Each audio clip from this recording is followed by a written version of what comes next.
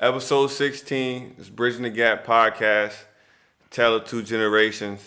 I'm here with my OG, triple OG, OG Juan, a.k.a. Jules the Jeweler, JK.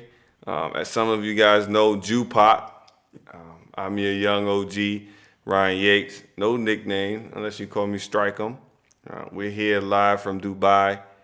As I said, it's Tale of Two Generations. This is my high school coach.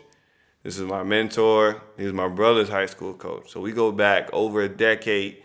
Now we come to put together a podcast kind of telling our story, because we went from high school coach player to now with business partners, international business partners in Dubai.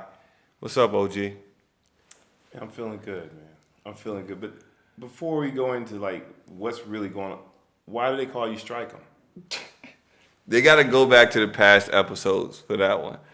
I got that nickname in college. I was here for every episode. I never heard you really elaborate on why they call you Strike'em. That's not on the topic list. That has nothing to do with today's topic. You said be natural, and that's what I'm doing. Something piqued my interest. I asked you a question. I expect you to give me some type of answer. I love the fact that we finally on video. You see this guy, man? Do you hear this, man? It's crazy. Anyway, I'm happy to be here. Finally live and direct, as the old guys would say, in studio, out of my apartment. Because when we had all those other episodes, I was left alone with all the debris and all the trash and everything that these guys would leave in my apartment, especially you, Ethan. Don't shake your head.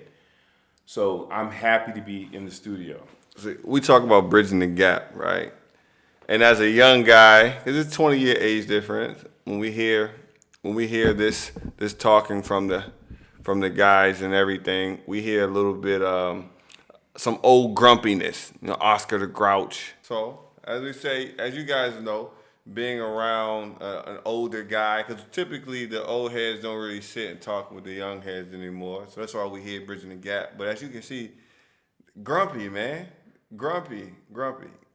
Everything all right? You sure? Yeah, I'm good. Okay. But let's just get it straight. All right. I am one of the old guys that will take the time to speak to the young guys. All right. We'll get to that. Yeah, we're talking about the debris. I'm just being honest. I'm the one left with all that stuff when you guys leave. Nothing is ever put back in the right spot. It was never left the way you guys found it. When you guys go somewhere, you always want to leave a place better than you found it. All right. Well, let's be really specific about that. Okay. Right? Because we assign tasks, right? Just like if you guys know on a basketball team, if you're a freshman, if you're a new kid on the block, you carrying the water bottles. True. You carrying the basketball. True. Part of the basketball culture. Yes. Right? Yeah. If I'm doing the heavy lifting, I'm doing all the scoring, it's not my job to go pick up the basketballs in the practice. It's that guy. So we do have designated people to go and fix, clean up the water stains when the coaches are there. You know what I'm saying? And this is not the first time paying attention to detail, because, we have some. But as this develops and you are the leader of the team in terms of your functionality, your performance, and things like that, it's your job to relay those messages continuously to the guys under you. And so if Ethan is under your watch, which I'm not, if I'm not mistaken, you brought him into the mix. So he's your responsibility. Well, see, since we're doing that, I didn't find University of Wollongong. I had no idea what Shout that out was. to all our Wollongong players. Man, no, we're going to tangent though. But it is beautiful to be here in the studio. As you guys know, Coach and I, this right here is just an idea. It was a thought. It was a feeling that I thought would be dope, because my OG and I, we talk about so much in our car. Yeah. We'll get into that later. Yeah, from when I was young to now. When I was in high school, I didn't have much to say back. It was just me listening. Now these conversations are different, and with us being in a whole nother part of the world, me being my first time out of the country and I'm living here, it's going on 19 months straight. It's going to be my second birthday out of the country, away from the family, in the middle of a pandemic. It's dope for us to kind of share that light now. So you're gonna see all the faces I make when he says something crazy, and vice versa. So again, I'm glad this is here. Thank you guys for pushing with us too, and big shout out to Collectif. Collectif has been the media guidance that I needed behind for all the crazy ideas I have and that are coming. So big shout out there. But when we talk about us being in Dubai, we are here building a basketball brand. Basketball is what brought us together and what formed our relationship, and from there it took us even further, which is why we're 10 years plus in. And right now we're building Hoop Mountain Dubai. It's the second of our global franchises. Shout out to Steve Gibbs there in Boston. And we're growing that, and we're creating a brand new culture from scratch. Right. From scratch. So that's what we're here doing. We will, as we grow and as the podcast continues to go, we'll get into exactly what those business likings are, because it's crazy. It's a whirlwind. But today it's all about getting out, what we feel and kind of having our audio journals. So OG, you said mental health check. You all good? I'm good. It's the weekend. We've got through another week. It's the half-term break for most of the schools here, and we've had an opportunity to get into the gym, and we've had a lot of our clients come in to other locations, so we've had a packed house every day. And we have a packed house, and we have energetic kids, and we have enthusiastic coaches. We get it in. So I'm really happy for the week that we had, and it's the weekend now. It's time for us to relax a little bit and just let loose. Yeah, relax as much as you possibly can. Being an entrepreneur, right? Like that's already a trivial thing to do anyway. But I'm feeling good. Thanks for asking. See, the OGs don't care. The OGs always say you young, don't worry about it. You can go ahead and do your thing. He ain't asked me that one time, man, okay? Yeah, anybody that typically knows Coach Ryan, striker, you guys pretty much know that he's going to let you know how he feels. He's never been one to hide his emotions. So that's... we don't need to ask that question every day. Striker, that's another thing OGs do. They never get the correct saying. I don't know what a striker is. Strike them with it. It's similar. But it's all good. Well, that's dope. As you said, we got through another week. And all we've been trying to do is survive. We survived. Now we're trying to thrive. So it's feeling good here.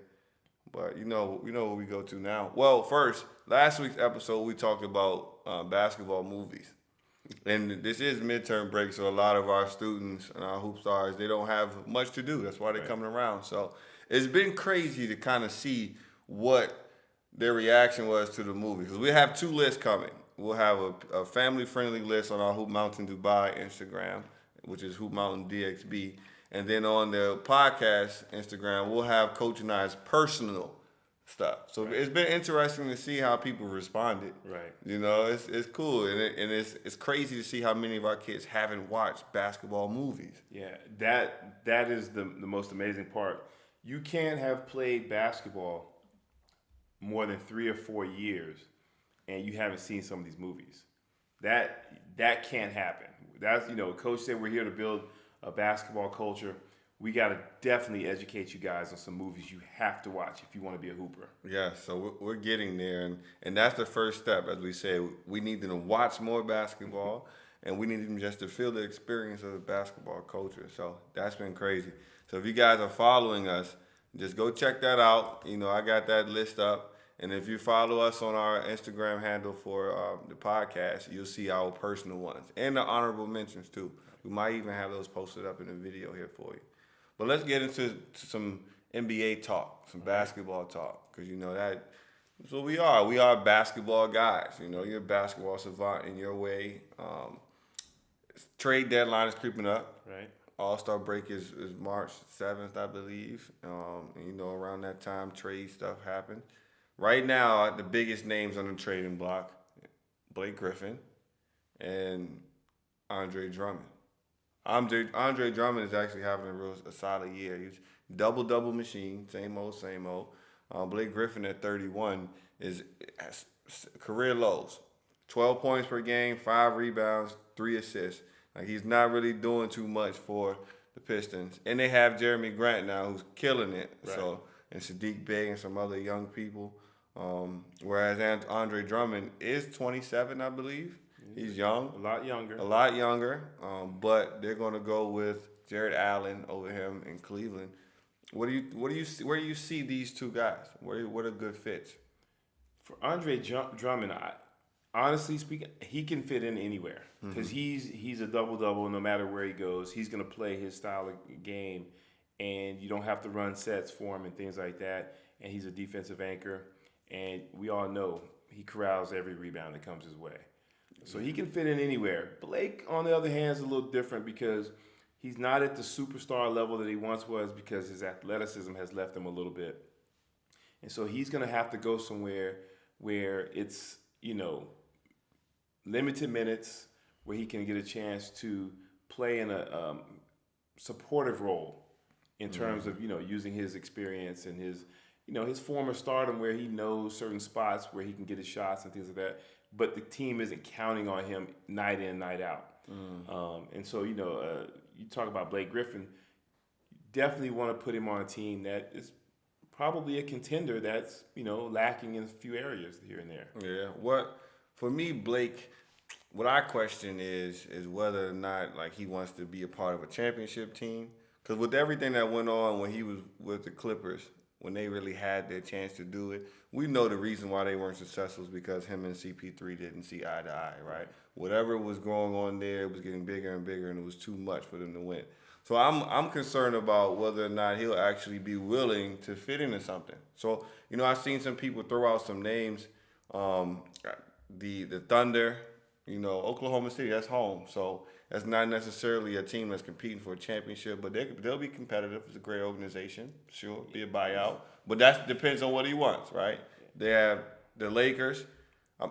You see where I'm at with it. I don't want him nowhere near the team. I don't want him anywhere near. I mean, but if LeBron's on the team, then there's a chance it could work. Well, it could work, but it's also, if you didn't work with CP3, where he was spoon-feeding you stuff, and then with us, where you aren't as athletic, and you still have to fit in, I don't know where your skill will lie. And he went to Detroit to have the ball in his hands more. Correct. Right? That's not your thing. You're not coming to L.A. and doing that. Right. Well, one thing that happens to all athletes at some point or another, you become a little more humble because you can't do the things you once did.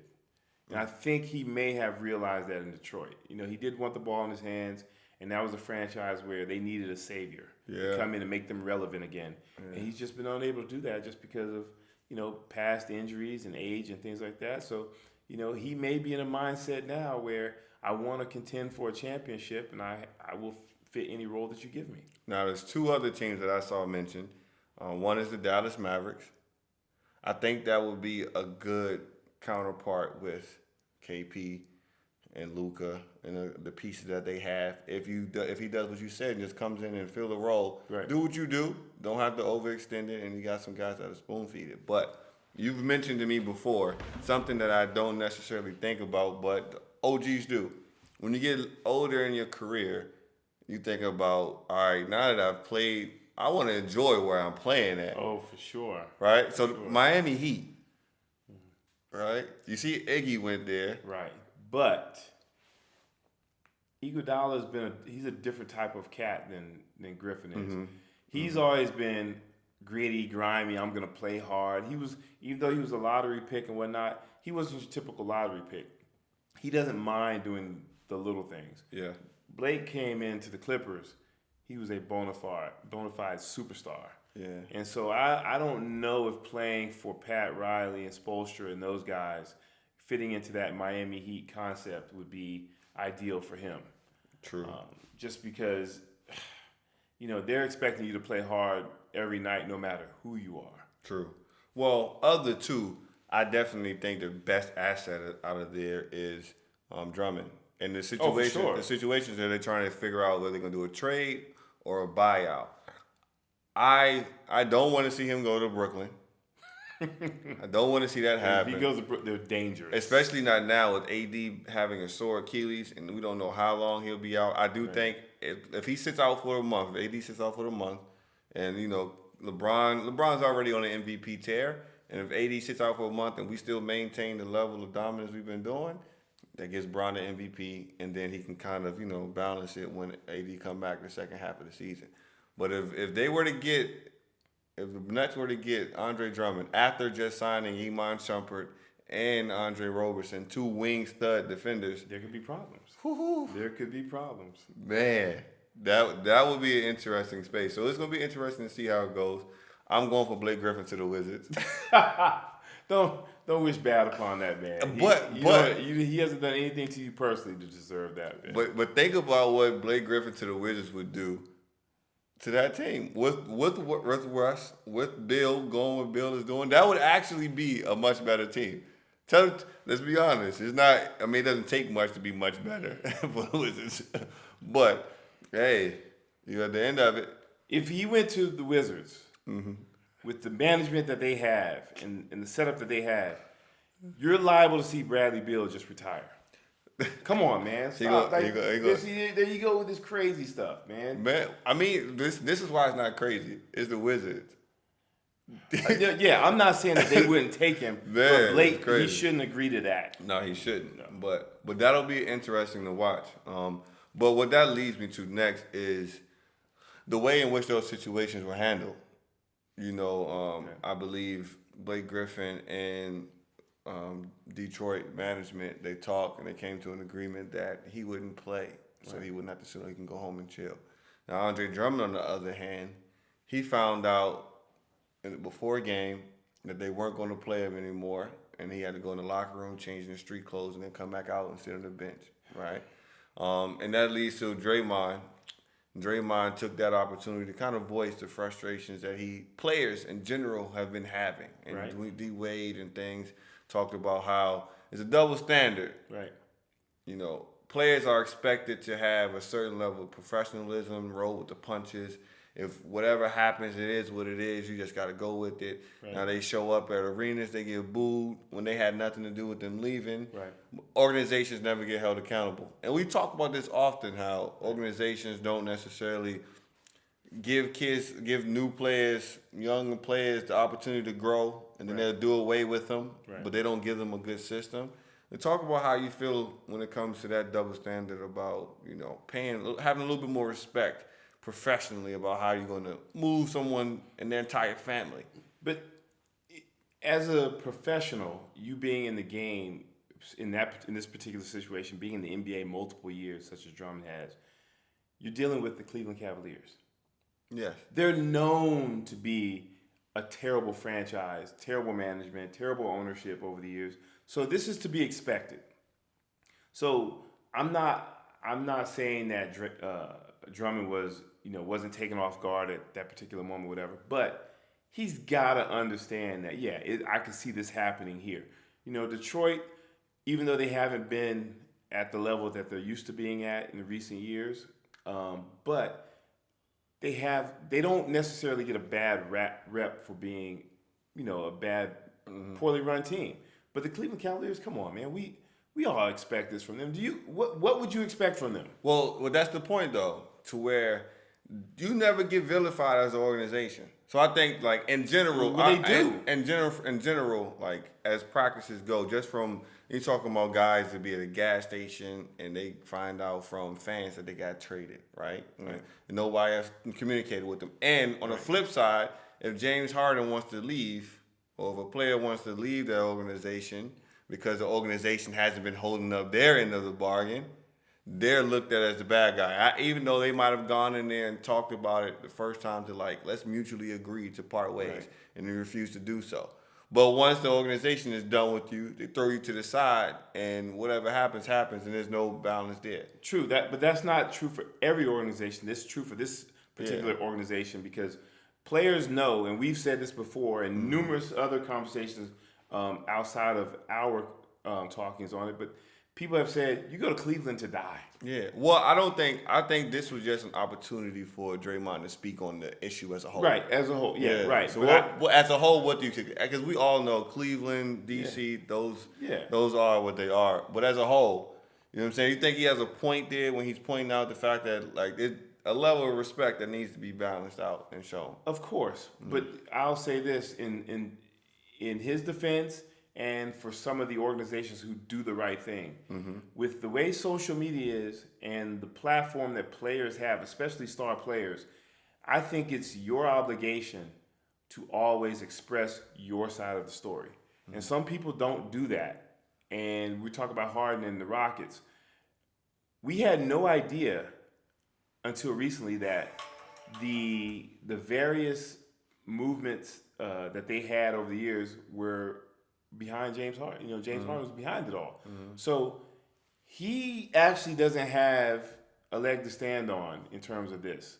But I get what Draymond's saying. But, you know, Draymond's been with Golden State, so he should know that, you know, it's bad organizations, good organizations. There's some players who handle things the right way, some players who don't. So I see it as it's 50-50 across the board. I mean, and at the bottom, at the end of the day, I look at it like this. There are people who are getting fired every day or mistreated at their jobs, and they don't make 10% of what an NBA player would make. So, but to counteract that, you say that, but NBA players are probably still underpaid for their value, right? And we're just talking about the players. We're not talking about what the old school stuff is, but we just talk about market value, what the players bring, because there is no NBA without players. No. There's no NBA without the superstars, because we all know. Got it, but there's still players. But we're talking about.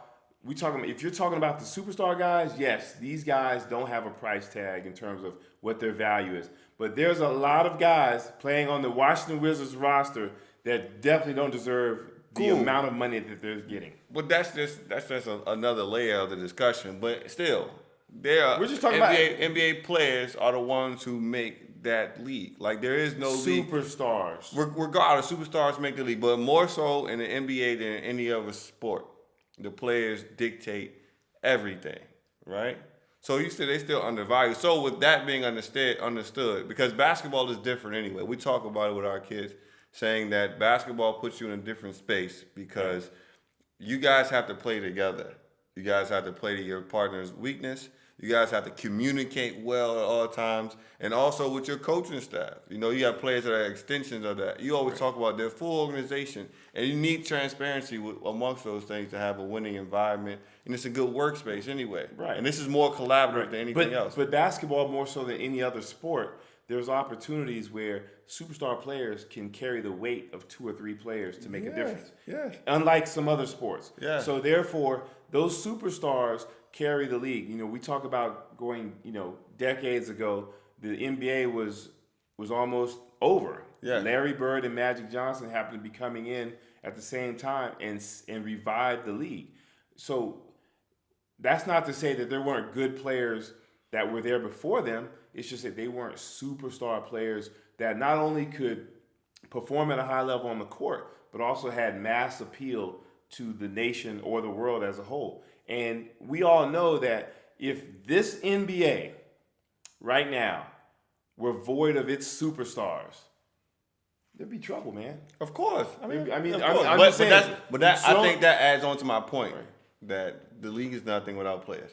Superstar players, role players, whatever, but it's still a player. Yeah, LeBron, KD. But let's just specify. That's all I'm saying. But they're still players. They still wear the jerseys. Because you're one of the guys that you're a Lakers fan. This is for everybody out there that knows Coach Ryan. He's a Lakers fan, and he still holds a grudge against Smush Parker. Why are you even bringing this? I'm just saying because he was a player. Right. And But everybody paid to see Kobe, right? But what I'm saying is that nobody goes to a game because of an owner. Nobody likes a team because of an owner. The owner is reaching its bottom line in this payment because of, whatever box office player they have that they can put on a ticket or whatever. Right. So within there, you have that.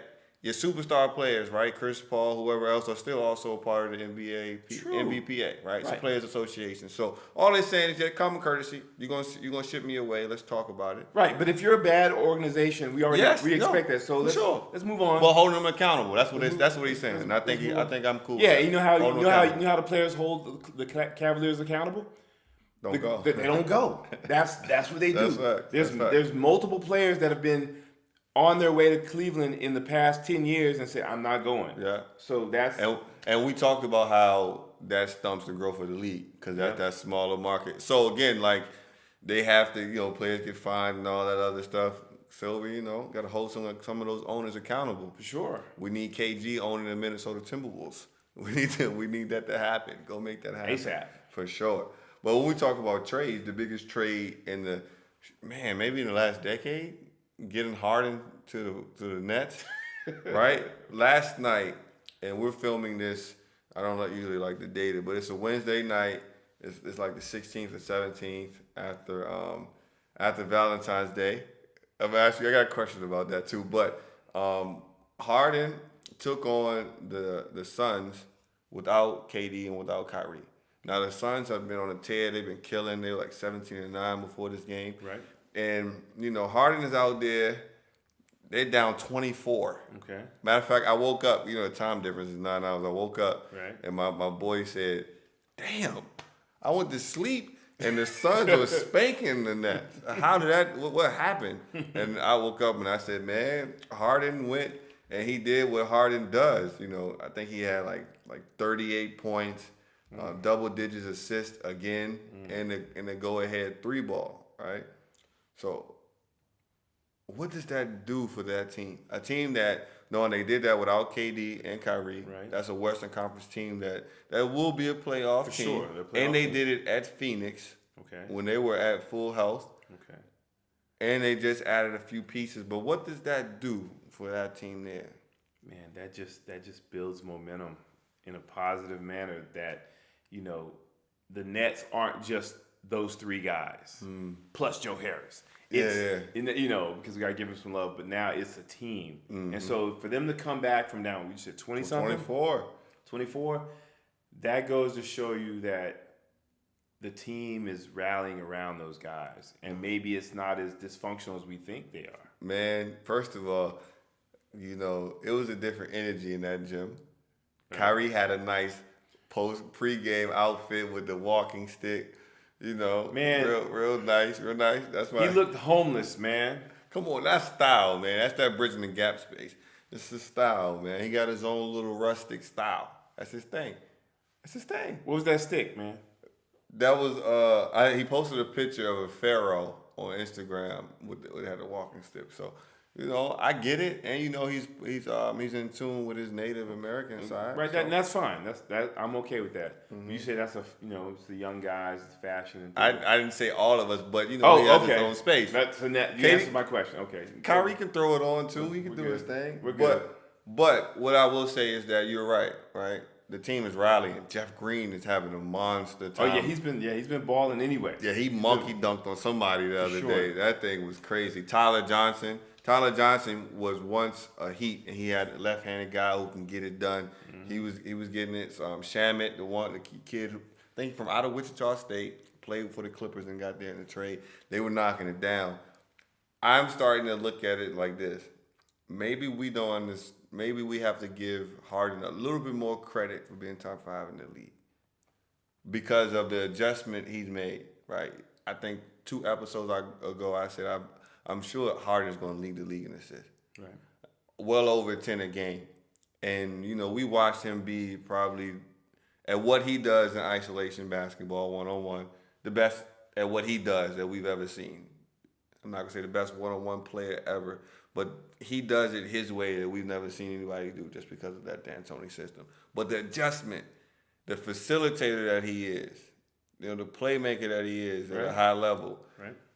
I think I'm admitting that I can give him more credit and put him in that top 5 space because of that versatility. I don't think that was necessarily the question from everybody.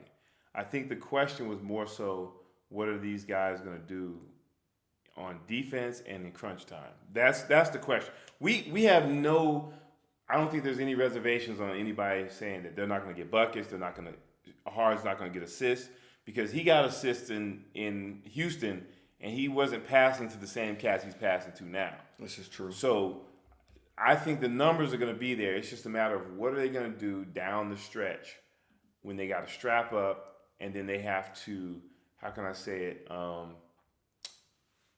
really, really accept their roles. Certain games. I'm not saying that KD should shoot. He should get the most shots every night. But there's going to be nights where Harden may have to go for 30, and Kyrie takes a backseat, and then the next night Kyrie may go for 30.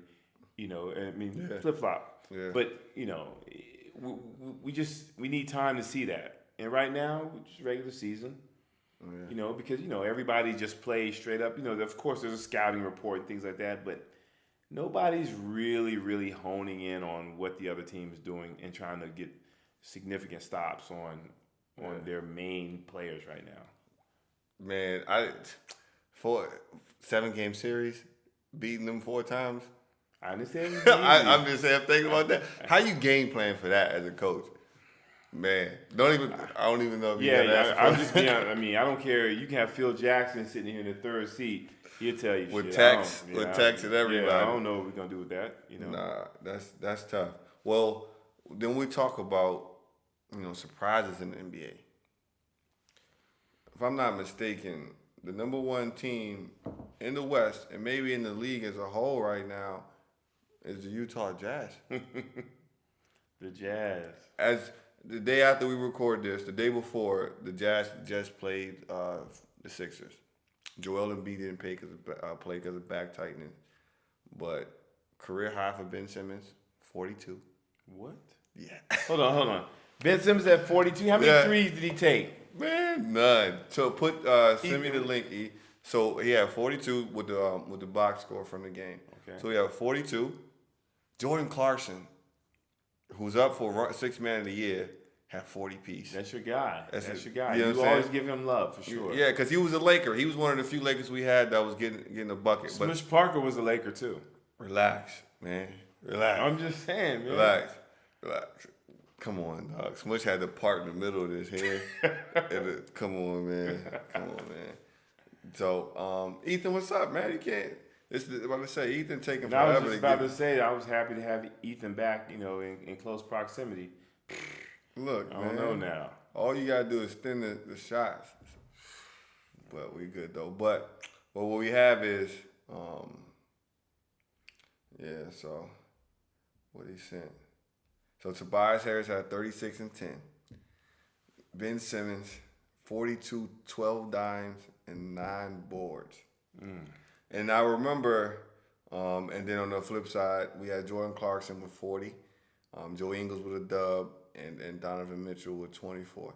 Well, I bring this up because with that 42-point game, Utah still won by 11.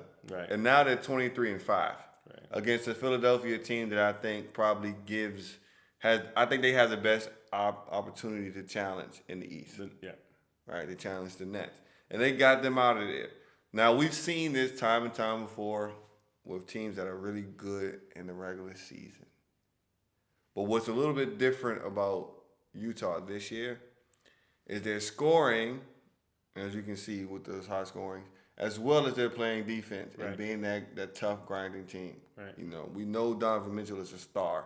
Yep. But now you add back Bogdanovich, who's a 20-point scorer. He gets buckets. Buckets. Jordan Clarkson clearly is a bucket.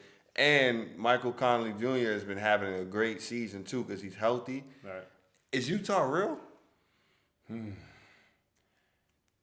They are, in a sense where, for me, definitely a playoff team.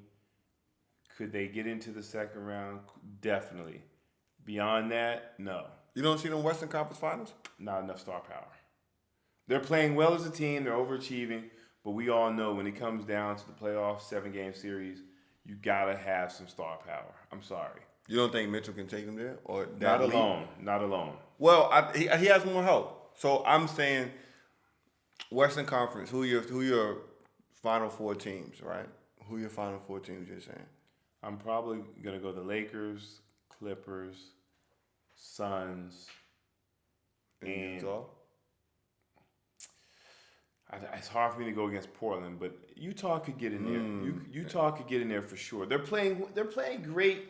They play like this all the time, though. They play Well, great team ball. Some guys are a little more in the mode this year. They're healthy and things like that. But I just I can't depend on some of those guys to get 20. Rudy Gobert. Yeah, come on, man. That's Stop. what you said. Stop. I'm keeping an eye on that.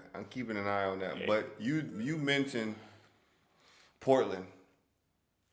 Stephen A. just made a public apology, and you and I have been quoted on here. I talked to some other people. My guys already say it. I take Dame over Steph, right? Mm-hmm. I take Dame over really any guard in the league, as a lead guard, Right. lead guard in the league. He has been dominating and carrying that franchise For sure. since the time that he landed in Portland. Right. And he's been playing at a high clip, shooting at a high clip. He's been the most lethal in the fourth quarter in the last 5 years. Right. We in the playoffs, in regular season. Right. He shoots with the same range as Steph and everybody else. And his hand, and he gets to the basket at will. He's been consistent with that, too. And before I will say this, let me add on that before I say the last 4 or 5 years, maybe Dame used to strap up. He used to strap up. People don't know this about him because they just don't get the coverage that he deserves in Portland. And he's also playing in a backcourt where they're both undersized between him and McCollum. And right now, McCollum is out. And Portland's record right now is, I believe they may be sixth in the West, if I'm not mistaken.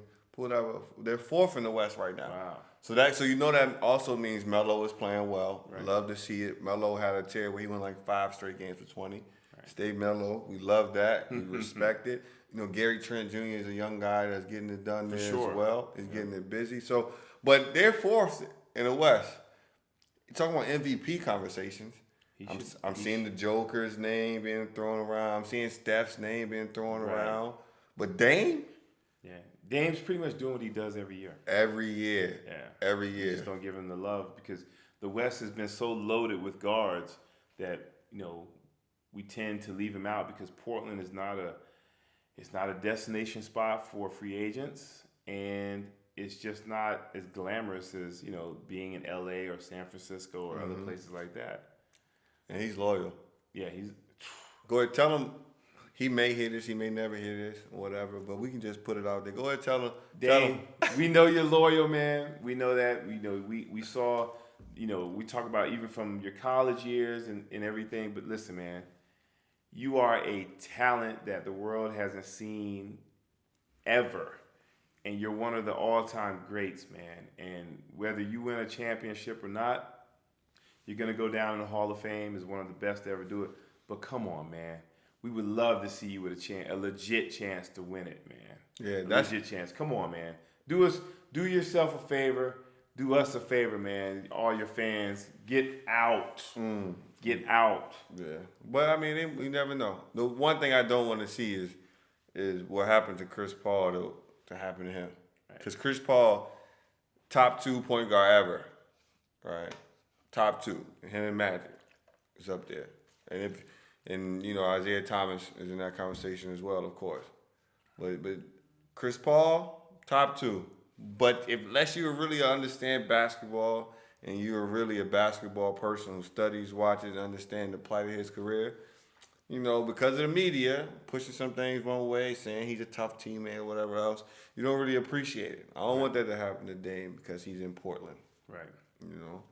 So, but let's hit the road, baby. Hit the road. Still young. What's interesting too, we haven't talked much about college basketball. COVID situation.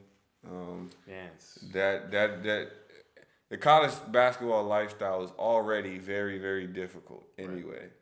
It's a lot to balance. There's a lot of things to do, but having to deal with that now while COVID is going on, and a lot of those young guys have NBA aspirations, but we have, I'm a UNC guy. And just recently, UNC and Duke had their rivalry game, and I didn't see anybody talking about it. It was crazy. Right. UNC won. but neither one of us are having a good season. But a freshman, Jalen Johnson, opts out of the remainder of Duke's season to begin preparation for the NBA draft. This is a kid who came in 5-star, probably preseason he had a bunch of draft lookings and everything. Guess he's been struggling. He had a couple spot minute games. Right. A couple 15-minute games here, a couple 8-minute games. He did murder my old school. Murdered copping. He kept copping like 19 and 19 or something like that. Got a couple crazy posters, but it hasn't been playing very well. Right. And he decided to make a business decision. Right. I think he's also injured too. I don't have mixed feelings. The kid was playing injured, so he's getting spot minutes. He's playing during the year of COVID, and he's playing for a traditional blue blood that's not having the typical season because of all the other situations. Mm-hmm. And he made the best business decision for his family, for him. You come in as a 5-star recruit and you're going to Duke, so that means you could have gone anywhere in the country, and you're basically only going to college for 1 year to fulfill the requirements to get drafted by the NBA. Mm-hmm. So he's already played a few games for Duke and performed at a high level, and you don't need to do any more. Yeah. Why continue to stay somewhere that you're not happy? The situation's not great. We all know Coach K doesn't even want to play this year, so why not go ahead and remove yourself from the situation and start working on you and getting prepared for the future? Yeah, that's the half, because I know a lot of people are going to say you quit on your team, how you not going to finish what you started. And I agree with all of that. Don't quit and all those things. And I don't want to make an excuse for this space, but it's just interesting, just understanding what that college life is like. Like, they didn't have that summer that they would have to prepare before True. they get there. Yep. Typically that right there is you take those summer classes, so you have lower credits within the basketball season, so you can focus on, training and working out, and then you get adjusted to that space. Well, now everything's online. You didn't get prepared. You don't have as much basketball time. I have no idea what COVID college is like. For sure. Let's be clear. If you're going to Duke, Mm-hmm. you can handle the academics. Yeah. Because this is a great academic school. But the problem is for Duke, UNC, Kentucky, this is a year of COVID where they didn't get a chance to have the preseason they normally would have with these incoming 18 and 19-year-olds. Yes. Everybody's saying that they're down. They're not necessarily down. They're just a victim of the circumstance. Mm-hmm. When everything goes back to normal in the future, they'll be back at in the top 10. Believe me, these coaches haven't lost it. These players aren't, mistakes that somebody made on the recruiting trail. Yeah, for sure. It's just they don't have the time that they normally would have to gel together as a team and to get adjusted to college life. We're talking about these guys, the teams that are being successful now are teams with older squads. Right. They've been in college before, and they're a little more seasoned and, they're familiar with each other. And just think about, I'm a coach, and you know that how much I preach team. But I've always preached to you guys, do what's best for you. Because at the end of the day, you do your 4 years, and then it's over. Yes. You go to college to get a better job in life, to get prepared for life. If you get a chance to go to college because you're a good basketball player, why would you stop there? Why would you sell yourself short there? If you get a chance to further your career and make a living at it, yeah, you got to go. Yeah. And believe me, Coach K may not say it publicly, but that kid has his blessing because he knows how it goes, because he knows the game. Yeah, for sure. He knows the game.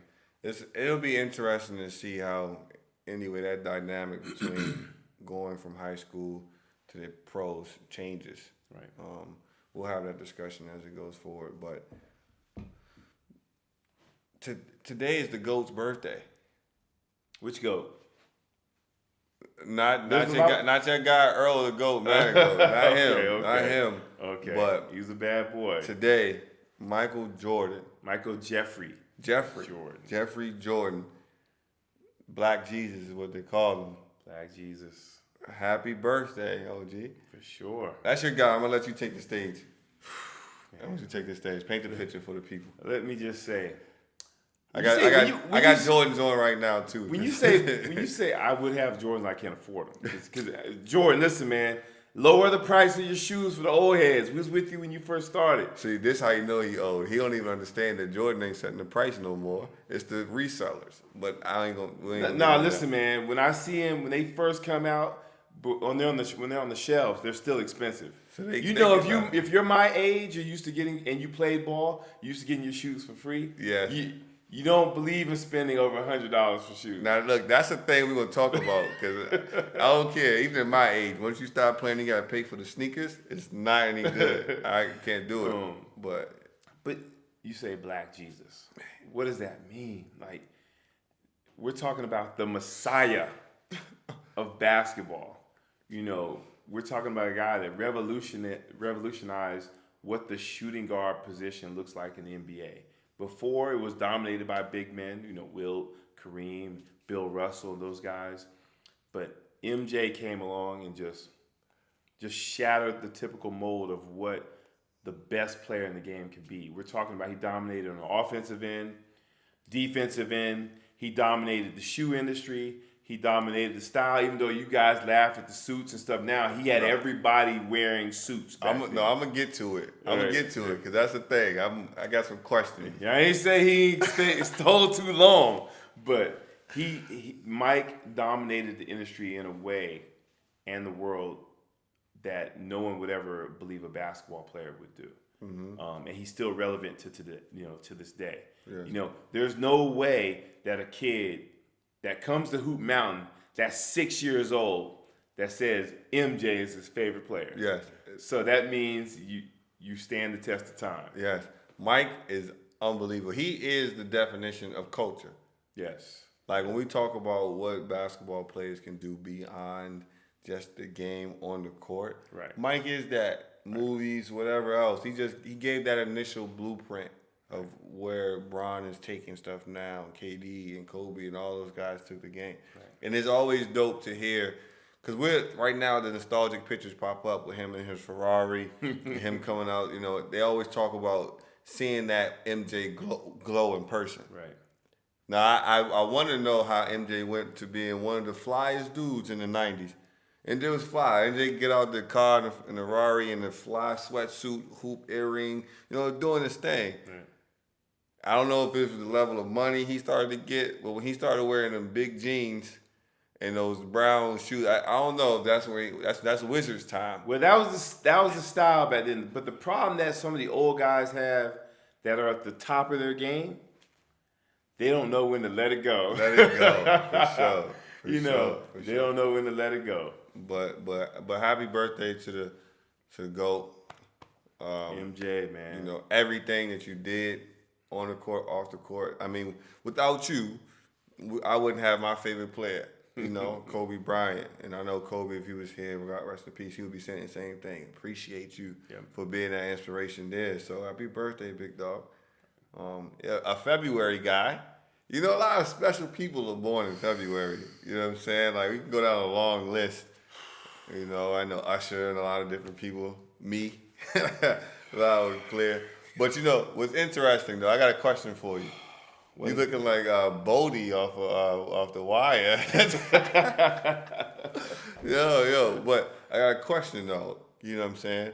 There may be a generational difference. And we didn't have this on the topic list, but I just was thinking about it.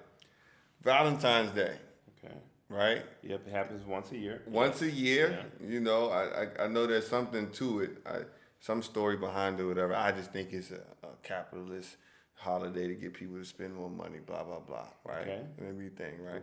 But we know that's how a man gonna look at it, okay? Right. But as an OG, what's Valentine's Day been looking like for you? And these years, I don't know if you want to break it down decade to decade or whatever, but how you get I gotta be honest, I don't want to say the politically correct thing because that's not me. Anybody who knows me knows that any holiday throughout the year is another day to me. Right. I treat my friends, my family the same way every day. because I feel like anytime I get a chance to communicate, even you, I feel like, it's a holiday for me. It's special. But Valentine's Day, it's another day. I give some gifts here and there, some cards, whatever, and then we move on. You get away with that? We make sure it's quick. Yeah, you get away with it? No troubles? No trouble? trouble. Right, How would I have trouble? I'm just saying because I check all the boxes. All right, I just making sure because it's different, man. I gotta get some game sometimes with my OG because Valentine's Day caused a lot of trouble for a lot of people. That one day caused a lot of trouble for a lot of people. Mm-hmm. I'm not one of them. I'm just saying I see. I got my antennas It only up. causes trouble for those who go beyond what they're willing to give. We're gonna leave that there. Yeah. We're gonna leave that right there. Go beyond what they're willing to give. Ooh, that's a bar. Yeah. Well, we talking about hooping. Sometimes it's like the little things that us hoopers, we have our own little language, our own understanding because we experience some things different, right? And some of those, and that's part of the culture we talk about. Right. As a hooper, certain things you don't do. Like we tell the young boys here, never wear the shoes that you're gonna hoop in outside. Right. We have some kids show up to the workout with their KDs on that they're gonna use in the workout outside. Like, so disrespectful to KD, by the way. yeah, like you don't do that. Throw some flip flops on or something. Slides or something. Anything, but don't wear the same kicks, right? So, let's talk about those pre-game rituals, those little, those things that you did during the game or before the game. Those pre-game chants with your team. Like I know that was different with y'all than it was with us, but like what was that energy like? I'm gonna say I'm gonna be boring. It's similar to what you guys would do. Whatever the team itself would have a few songs that everybody agrees on. Okay. Some type of banger that's gonna get everybody hyped. Of course, there's always one cat in the corner listening to Beethoven or something like that. But the majority of the team always had something that got them hyped. And it was a song that had a special meaning in terms of something particular happened at some point in time during the season when you guys were all together and that you guys all bonded with that song. And you listen to that song and everybody's looking at each other, nobody says a word, and everybody's sitting there and head nodding and and you guys getting right. When I was in high school, I was basically the maestro of that because, everybody knows I had the big boom box. I'm old, y'all. Your Radio Raheem? I had. You had it on your shoulder? Listen, bruh, it took 12 size D batteries. That's how big it was. I mean, it had 2 cassette decks. And it had a 5-level equalizer. You had an 8-track on it? Never mind. Stop playing with me. Stop playing with me. Shout out to Dr. J. But, I know Dr. J's too. So I would bring that in, and man, we put back in the day, we had 2 Live Crew, NWA, Ice Cube, Big Daddy Kane, KRS-One, and we get right before the game. Did y'all get in a circle, like chant, like y'all had like y'all little like callbacks?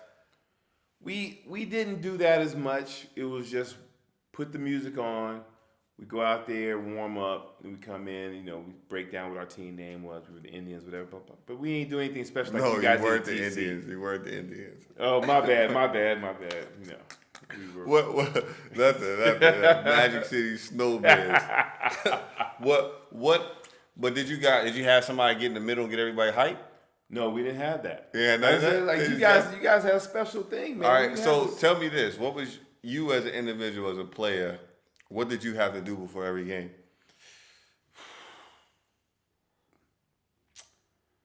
Really, I just kept to myself. I put my headphones on. Similar to what I tell all the players I've had in years past. I would put my headphones on outside of the team and just visualize what I'm going to attempt to do during the game. That's it. I mean, I kept it nice and easy. Nothing special. But I had some crazy teammates who did some outlandish stuff. Like what? I had one cat that would smoke a cigarette before the game. And listen, man, I think I may have mentioned it in a previous episode where he didn't get a chance to smoke before the game, and he had a terrible first half, and we were getting killed on the boards, and that's what he did. He got rebounds, and at halftime he smoked like 2 cigarettes. Went out there, had like 17 boards in the second half. So let that man do what he do. He had to smoke the Newport yes, at halftime. Man. That's First of all, I'm like, how are you? Where are you even getting that Newport from in Argentina? He pulled it out of his sock. I'm like, man, listen, I've had cats in Europe. I'm not gonna say their names. They know who I'm talking about. That would take 5 or 6 liquid Advil gel caps and then drink 2 Heinekens after it.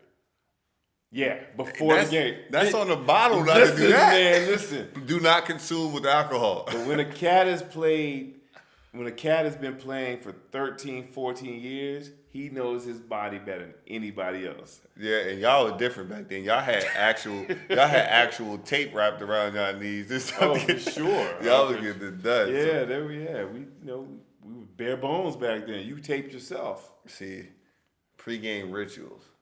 Now I know for me, young high school, AAU age, I always had to have a pack of Skittles. Pack of Skittles and Gatorade or something. Even with the pregame, I just had to do it. I had my music, I had my thing, but I always had a pack of Skittles and a Gatorade. And it was always the purple pack. The purple pack of the sour Skittles. It was always that blend. Always that blend. Even in high school? Even in high school. You know, I had the vending machine. That's lit. You know, I got what I wanted. I wish I had known that. Miss Casty. Yeah. That's why you have no energy toward the end of the game, because all that sugar would rush out of your body and you have a crazy dive. I've always had energy to shoot. Always. Yeah, you ain't lying about that. I ain't saying you ain't have the energy to shoot the right shot. But I get there. Of course, music is always it. But in high school, I didn't really get crazy with the routine. I did sit by myself. Always had the time, like right before, sit by myself. Watch everything, chill. Music was always Wayne, Gucci, something like that to get me going crazy. When it came time to get together with the team, now you know we used to get right. Right. We used to get right. I remember Blue would get in the middle and we'll be doing our little callbacks. I don't remember all of them, but I do remember we stole some Sunset Park. They got us. It's time to get live. It's time to represent. All that. We get crazy on all that different stuff. So I think we heard some people before doing the who let the dogs out. That was some opponents. I was like, yo, we about to beat them by 30. Don't get out of here with that. When I got to college, I always had to have a long hot shower before we left. And unless we were like going on the road or something, I always had to have a long hot shower, loud music in there, leave me alone and get my shower going. And I would still go in the warm whirlpool. I get a long hot shower, and then I would try to get on the court before everybody else and get some work in, and then go back and chill. And I would never put my jersey on until right before they were gonna call us out for the starting lineup. Okay. And then in college, you know, it's dancing in the middle and all this other stuff. And I was talking, so I started to get the pregame speeches, talking trash and all that good stuff. But the rituals was there. But one thing I always was curious about, and I'm gonna blame MJ for this, was chewing gum while playing. Right. Like, I tried it one time, my mouth was dry the whole game. I was like, yo, MJ made this look so cool. And I know all of y'all did it. No. You may have tried it.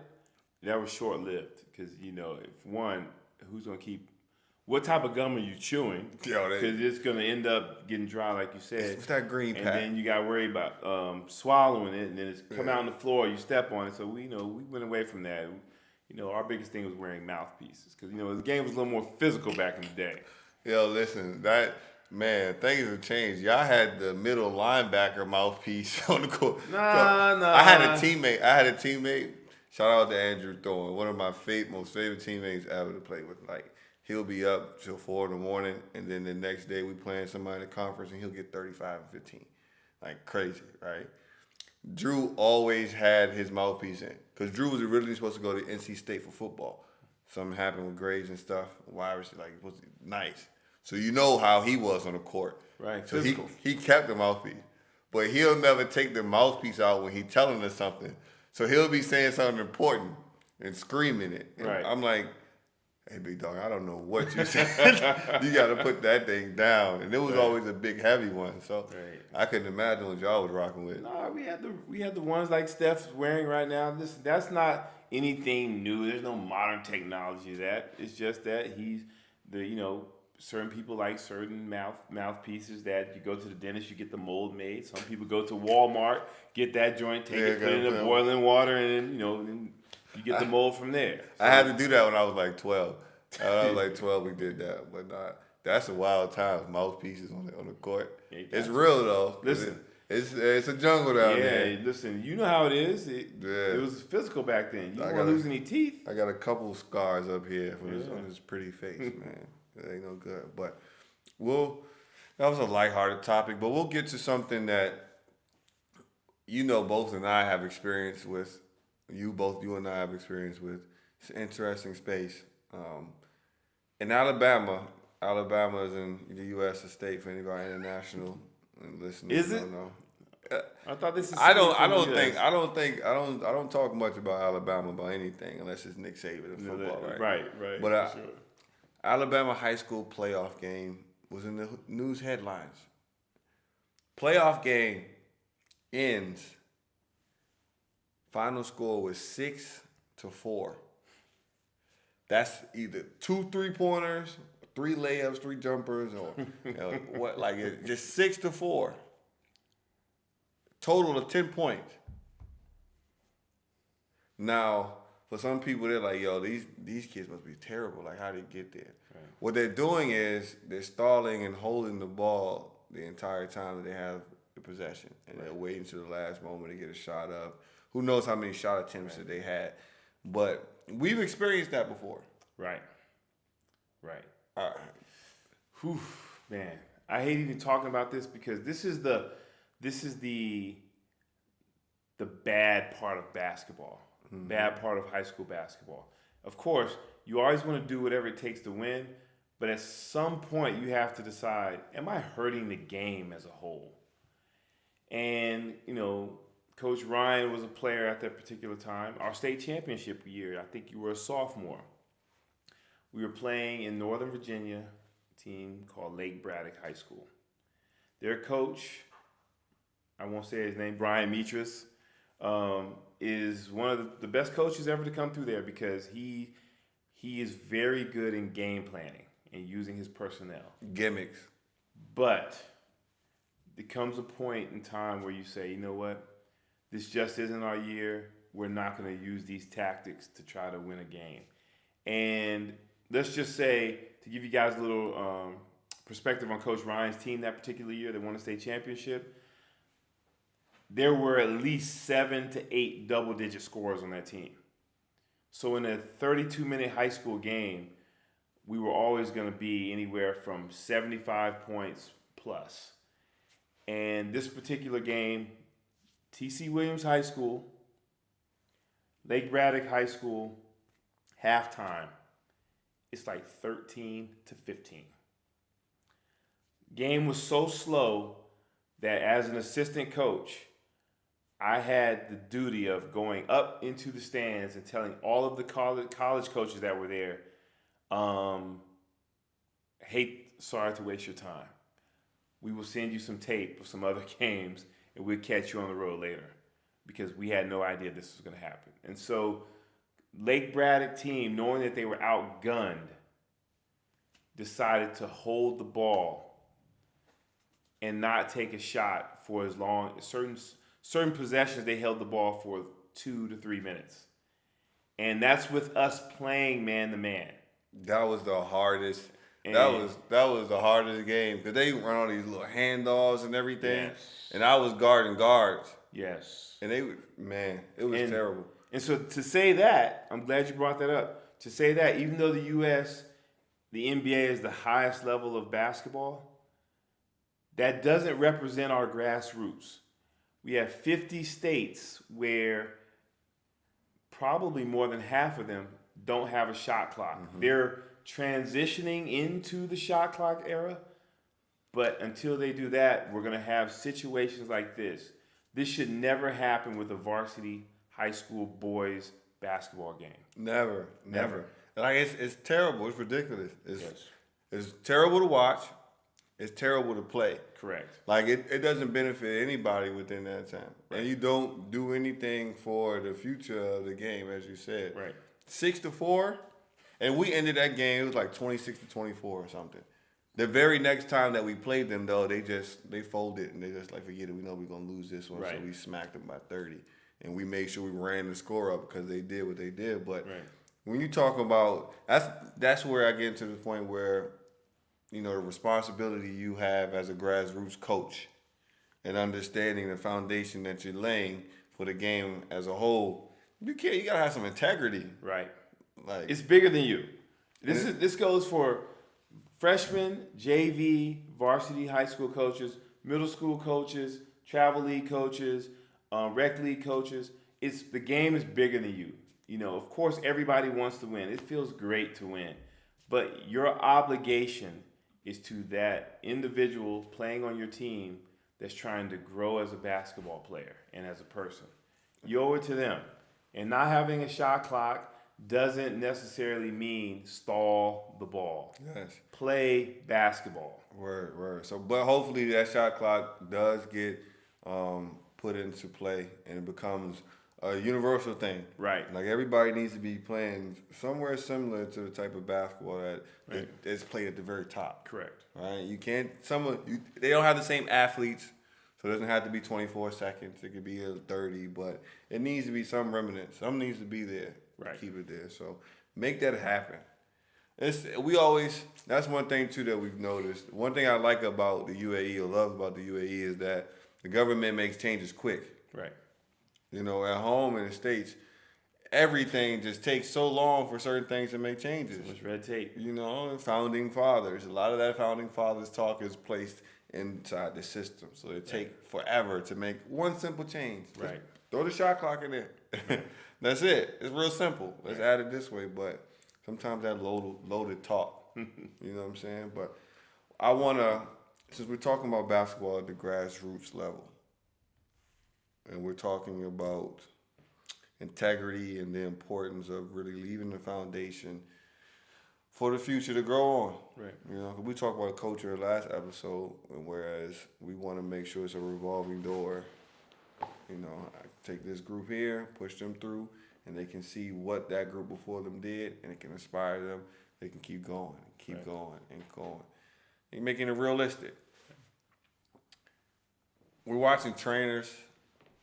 We're watching, you know, just basketball in general, outside of team stuff. And we're seeing a lot of abstract. Because I like creativeness. I love creativeness. We're Right. seeing a lot of, I'll say, abstract basketball training. At the grassroots level, the young dogs. Simplify the game. Right. Can we please? Right.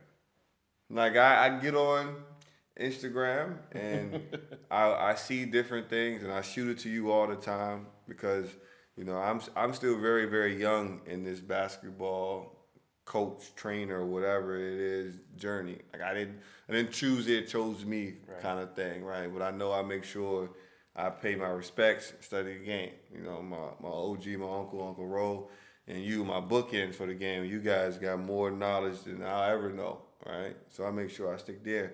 And when I see you guys work out, or I see a pro workout when I go to NBA practice, it never looks like what we're seeing on Instagram.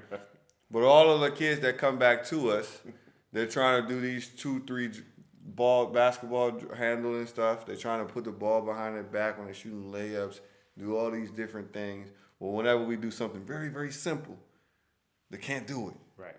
All right, and I don't want to put it on the kids. It's not the children's fault.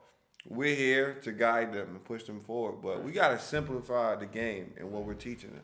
Right. Let's just say these guys, the social media is great. You mentioned it before because you have educated me and you're educating a lot of the older guys like myself that the internet, social media, things like has made the world connected. Mm-hmm. You know, it's made the world smaller. We're able to, people that normally don't have a voice, they have a platform. It can be good and bad. And this is the bad part of it. There are too many people out here giving kids in the grassroots level of not just basketball, other sports as well, too many things too fast without explanation. And you know better than anybody because you've heard this from Coach Thomas, from me, Coach Rowland, Coach Vess, all of the coaches from Team Takeover, shout out. Very reputable AAU programs that you got to have a foundation in the game. If you don't have a foundation, what are you going to draw on when times are tough? And so if we're teaching you a move that is 6 steps beyond the foundational moves, then we're cheating you. We're doing a disservice to you, and that's what's happening. Mm-hmm. We're seeing so many kids come to our classes at first, and they're showing us moves that they learned somewhere else, that they saw on YouTube or what have you, but yet they can't do the simple things. Nothing. So if you can't do the simple things, you're not playing the game of basketball. Yeah. We're supposed to progress. You're supposed to start here, then build here, then go here, then go here. You don't build a house from the top down. Exactly. And you talk about here, right? This isn't a place where basketball is visible. Not yet, right? So it's dangerous because it's really impressionable because they don't know any better about what's good basketball and what's not until something real comes. Right. But even at home, you know what I'm saying? There are so many people in the States that are training and giving basketball lessons and things. And it's like, yo, what's going on? Right. We talk about my best years as a scorer and me growing as a scorer was because I understood you don't get that many dribbles in the game. No. Right? Like, we're looking at stuff, always is going to be a system of some sort. Yep. Right? There's always going to be a system of some sort. You just got to find what you fit within that system. But I'm watching kids do at the top of the key, right? I'm talking about just 2 or 3 steps before half court. They're making 2 combo moves right there. Right. Then they get to the top of the key, 3-point line. They're making another combo move. Then they're going to the elbow and making a combo move. You've made 8 dribbles before you've gone anywhere, right? What your trainer isn't telling you is that your teammates are on the side pissed off because they're sitting there watching you. Defense is loading up on you. Loading up. The ball hasn't moved side to side one time. Time is running. If it's college, the shot clock is going down. You've eaten that up, right? And then you're getting clamped up. Yeah. You're getting clamped up because you don't understand angles. You don't understand spacing. You don't understand how to get those things done. Like, you're not understanding your role. The 99.9% of coaches around the world are not going to allow you to do that. We think about the guys we see, Kyrie Irving, James Harden, those guys. The difference between those guys and most other pros, they're basically what you call God's gift to basketball. Mm-hmm. That's what they were born to do. Mm-hmm. But you don't see the second half of the NBA guards doing that stuff just because they can't do it successfully on a consistent basis. So, everybody, please understand what you can and can't do in a game. Mm-hmm. Especially on the grassroots level. Mm-hmm. No one's going to allow you to do that on their team. And then the opposing coach and team is not going to allow you to do that. Mm-hmm. So learn to play the game and make it as simple as possible.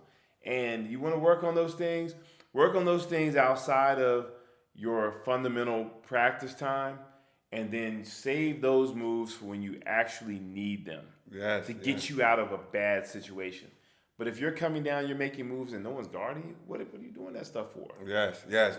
We see kids literally do a Timmy, a between-the-legs crossover, when they don't have no reason to do it. They'll be past somebody, and they'll come back and do a Timmy, and now they strapped up. Right. Like it's all the trainer's fault. All trainers' fault. Yeah. All of those who are, doing quick money grabs and all those different things. Yeah. I'm not the greatest trainer in the world, by no means, and I think I'm not either. I think that's part of the reason why some people are moving too fast too, because they're not humble about that. Right. You know, there's always so much you can learn about the game. But what I do know is when you get on the court and it's 5-on-5 and it's time to make something happen, you got to be able to know your spots and how to perfect those spots. Right. You got to be able to score off the ball, Right. right? And you got to be able to be worked on and put in those positions so you can register those things, right? Like simple. Give the ball up early, run the lane, and get it. You get a layup much faster than you would dribbling down the court, right? Because everybody can't be the man. No, Everybody can't be the man. So everybody can't have the ball in their hands, and you got to know how to play without the ball sometimes, and just know that, you know, there's 5 players, and at the grassroots level, everybody's got to be involved. Otherwise, it's not fun, you know. And for the trainers out there, you know, not saying that you're doing a bad job, but just know the clientele that you're teaching these things to, because of course every kid's gonna want to do what's cool. Yes. Learning the fundamentals is not cool. I'm a victim of that. You know, may John Chaney rest in peace. He's a Hall of Fame coach. Probably changed my life by jumping on my ass every day about making the game simple, doing the fundamental things.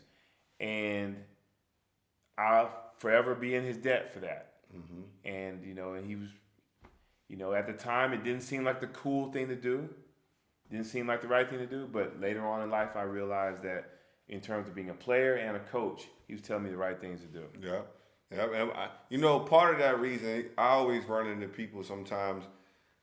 Like I talk to a lot of people. So a lot of times my friends, you know, lean on me for information and stuff sometimes. And I always say, like, a lot of people are afraid or they're reluctant when they don't really know what they're doing, right? They'll try to mask it by, you know, doing a little bit extra. But if you can't really show somebody how to score in a game, like if it comes down to that, to where you really got to teach that, and you got to show that, and you start stumbling, you can't figure it out. But what I can't teach you how to do is put the ball behind your back 3 times and go here. That's different. So I think that's part of it too, where it's like it's a lack. Because basketball, our kids find out every day, it's not as simple as they thought. Right. They look at basketball and they're not understanding that, like, okay, you have to understand spacing. You have to understand where your defender is and the next person's defender is. You got to understand what this next pass may cause the defense to do, and everything else on both ends, all while running full speed with other athletes around you. Right? So that means, you know, basketball IQ. We run into people. We talk about the league's best players. The NBA has all athletes, right? All of them are top tier, world class athletes, right? The difference between a lot of them is skill, and then basketball IQ takes them to a whole nother space. Same thing with your trainers. Don't just jump out there with a trainer that's putting you through these dribbling drills or whatever else. If you really want to get better at basketball, if that's your thing and you want to do it, go do your thing. No hate over here. If you really want to get better at basketball, make sure that the person that's talking to you can really explain that space to you and put you there so it makes sense. Right. Yeah, it ain't that tough, man. You know what I'm saying? It ain't that tough. But, you know, first episode with the lights on. You know, we digital now. This is going to be the first of many dope moments. You brought out the bucket hat. Yeah, outside of my apartment. Word though. And it's almost midnight. I need a pizza, so I'm definitely making an order. Don't send Ethan to go get it. Nah, Ethan is going home. Ethan. Listen, speaking of Ethan, people, I've been waiting for him to get back so I can say this. Yo, I've had maybe episode 11, where whatever is titled "Presence is Currency." If you see a spelling mistake, know that is Ethan. All right, that's strike one. Right. Ethan sent me a final video one time, dope animation. He sent it to me and I was like, cool, I'm just gonna go ahead and upload it right to YouTube because I gotta hit the gym. My mom texted me at like 6:30 in the morning her time. She's like, yo, I'm trying to listen to the podcast, I can't hear any sound. I said, what? Ethan sent me the podcast audio video with no sound. I'm like, man. Then last night, I'm going over some other stuff. And I'm, after the first 2 times, I'm like, I got to make sure I triple check everything. sure. You know what I'm saying? It's Dot the I's. Ethan. You got to. Dot the I's, cross the T. And I'm trying to give him some. I'm trying to give him some love, man. I'm trying to give him some love because we got some things cooking and brewing, and Right. I believe in the young boy. So he sent me the episode for episode 15. He sent me the stuff. I said, Ethan, is there something wrong with something off about the artwork here? He said, huh? So he said, oh. He misspelled episode. I'm like, yo, you had 8. Look, mind you, he sent me 6 trailers. Right? So 6 times you see the episode and everything. You sent me a final video, and you sent me artwork, still image. 8 times. And you work. I'm like, well, see. Man, but listen, that's not even the worst of it for me. For me being an older guy, you just graduated from college. Man, that's the problem. That's the problem. What's the problem? I mean, how did you get through school? You didn't proofread anything? Man, listen, come on, man. This is our livelihood here. You messing up because you don't want to proofread anything. Listen, man. Listen. Yeah. He's not getting paid when this pop off. Yeah. Let me make a note of that. Yeah, put my glasses on so I can spell it right. So. No, but if you have been paying attention since the beginning, you've noticed how much our content has elevated. On top of the consistency, you've noticed how much the animation has been growing. And that is Ethan. A lot of that is me telling Ethan, stop being scared and just go do it. But it's in there and it's been showing. So it's going to be dope to see what comes next. So shout out to Ethan for taking care of this stuff. You're doing a great job, champ. Tighten up. Again, big shout out to our media team, Collective, holding us down. Yep. So much more to come as well. It's a lot here. We're always appreciative of it. And as we said, this is just from the ground up. So you guys are watching us build. As you guys know who've been with us, the end, we always do a post-game wrap-up. We stick to our basketball roots. We give a post-game wrap-up. Coach gives the sentiments. I give mine. And then we go from there. What you got for us today, big dog? I want to stay on topic in terms of simplify the game. I may have talked about this briefly before, and I'll probably talk about it again 4 or 5 episodes from now just because it's important in terms of what we do for a living, which is we are educating the younger players in terms of how to play the basketball game the right way. Know your strengths and weaknesses. Do not just play the game if you're serious about it. Watch some movies. Watch basketball games. Do any type of research you can to further your knowledge in the game of basketball.